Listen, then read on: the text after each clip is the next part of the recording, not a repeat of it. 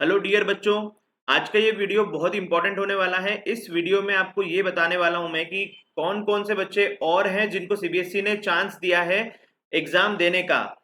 पहले सीबीएसई ने बोला था कि जो बच्चे ऑलरेडी रजिस्टर्ड हैं सिर्फ वही एग्जाम दे सकते हैं एज ए प्राइवेट कैंडिडेट, लेकिन अब नए प्राइवेट कैंडिडेट भी अप्लाई कर सकते हैं, रजिस्ट्रेशन करवा सकते हैं। दूसरी इंपॉर्टेंट बात यह कि ऐसे स्टूडेंट जो इसेंशियल रिपीट वाले थे, जिनका साल खराब होने की स्थिति में था, अब वो नहीं होगा। आपको भी अपॉर्चुनिटी मिल रही है एग्जाम देने की। तो इस वीडियो में क्या इंपॉर्टेंट चीज है वो ध्यान से सुनना आप लोग। एक और चीज, जो लास्ट डेट ऑफ रजिस्ट्रेशन है आपकी वो होगी 15 अगस्त। 15 अगस्त को ही आपकी लास्ट डेट रहेगी। तो आपको 15 तारीख के पहले पहले यहाँ पे पहुंचना पड़ेगा आपका रजिस्ट्रेशन करवाने के लिए।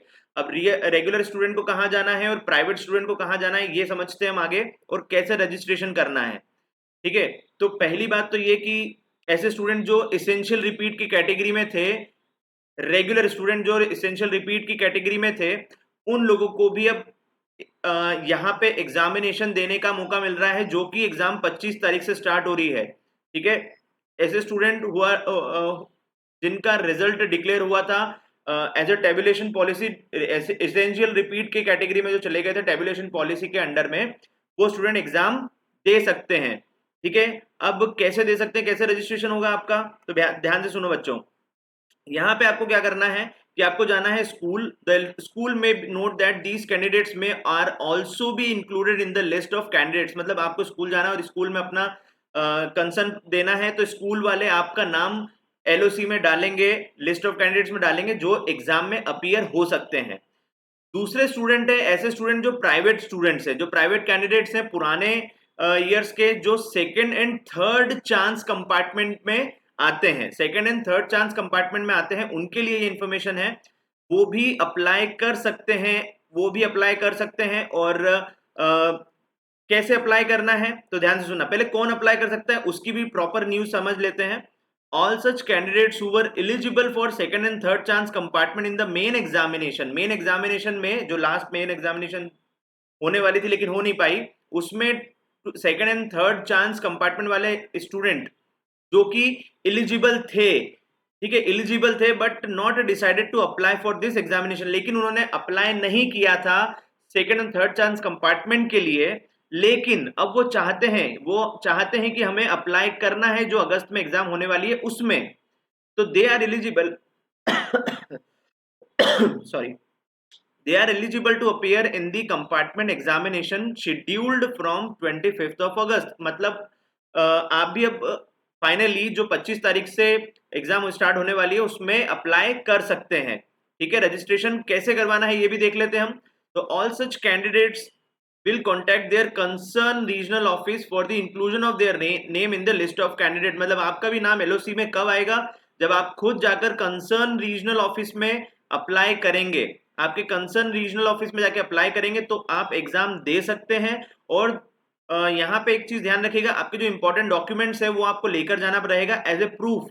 तो प्रूफ ऑफ एलिजिबिलिटी की आप सेकंड एंड थर्ड कंपार्टमेंट वाले ही हैं, तो आपकी मार्कशीट हो सकती है, आपका रोल नंबर हो सकता है। तो ये चीजें आपको अपने साथ में लेकर जानी ही चाहिए। आगे एक और इंपॉर्टेंट इंफॉर्मेशन है, the admit cards of these candidates will be available for download on from the CBSE website along with other candidates. तो ऐसे स्टूडेंट जो सीबीएसई की वेबसाइट से ऐसे स्टूडेंट जो रेगुलर स्टूडेंट नहीं है, प्राइवेट स्टूडेंट है, वो सीबीएसई की वेबसाइट से अपना एडमिट कार्ड डाउनलोड कर पाएंगे जब सीबीएसई अपलोड करेगा।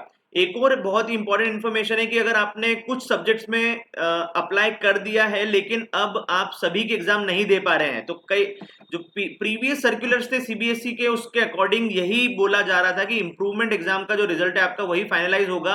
अगर आप एग्जाम नहीं देते हैं तो आपको एब्सेंट या फेल की कैटेगरी में डाला जाएगा, लेकिन ऐसा नहीं है, ऐसा बिल्कुल भी नहीं है। यहाँ पे सीबीएसई ने ये इन्फॉर्मेशन दी है कि ऐसे स्टूडेंट जो किसी कारणवश एग्जाम नहीं दे पाते हैं तो उनके प्रीवियस मार्क्स, जैसे अगर आपने सभी सब्जेक्ट के लिए सिलेक्शन किया है और एक भी एग्जाम नहीं दे पाते तो आपके प्रीवियस मार्क्स को ही फाइनल माना जाएगा।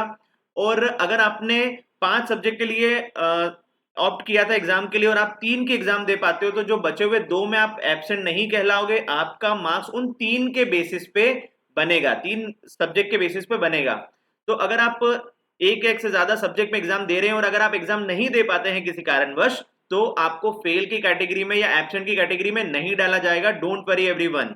तो ये इंपॉर्टेंट इन्फॉर्मेशन थी सीबीएसई की वेबसाइट पे 11 तारीख के सर्कुलर में। ये इसीलिए आपको बोला जाता है बार बार कि आप सीबीएसई की ऑफिशियल वेबसाइट जो कि cbse.nic.in है उसके ऊपर रेगुलरली विजिट करते रहिए। तो इस वीडियो के लिए इतना ही। अगर कोई और इन्फॉर्मेशन अगर आपको चाहिए तो आप प्लीज हमें कमेंट करके पूछ सकते हैं। Thank you so much everyone for watching this video.